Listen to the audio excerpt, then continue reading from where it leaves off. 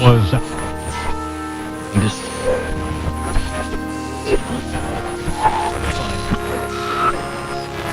Op de dag waarop ingenieur Sukarno beëdigd wordt tot president der Verenigde Staten van Indonesië.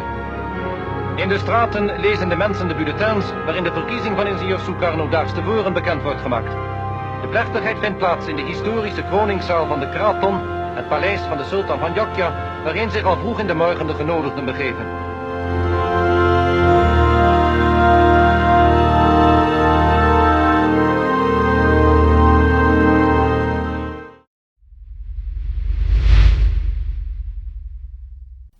Pancasila adalah dasar negara Republik Indonesia. Sejarah Hari Pancasila di Indonesia berkaitan dengan proses pengakuan dan peringatan resmi terhadap Pancasila sebagai ideologi negara. Berikut adalah sejarah singkat tentang Hari Pancasila di Indonesia.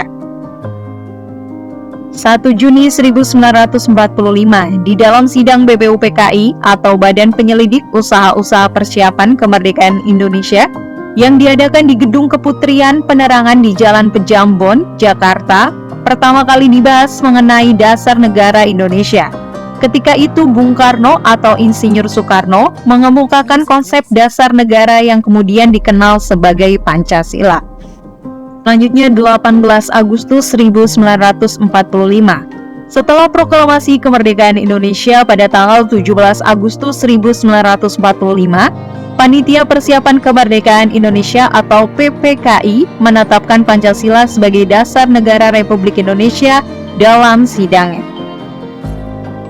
Maka sejak saat itu setiap tahunnya pada tanggal 1 Juni diperingati sebagai Hari Pancasila di Indonesia. Pada tanggal tersebut diadakan upacara resmi dan berbagai kegiatan untuk mempromosikan pemahaman dan pengalaman Pancasila sebagai ideologi negara.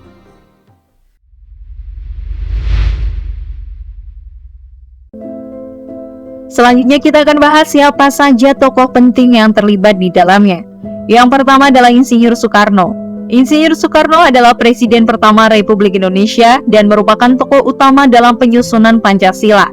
Beliau mengemukakan konsep dasar negara tersebut dalam pidato pada 1 Juni 1945 di hadapan sidang BPUPKI. Yang kedua adalah Dr. Andes Muhammad Hatta.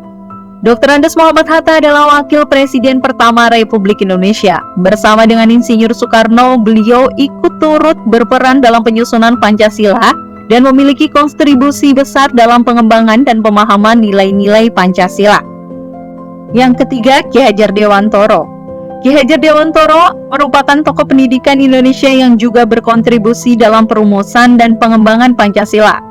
Beliau memiliki peran penting dalam mendorong nilai-nilai pendidikan yang berlandaskan Pancasila.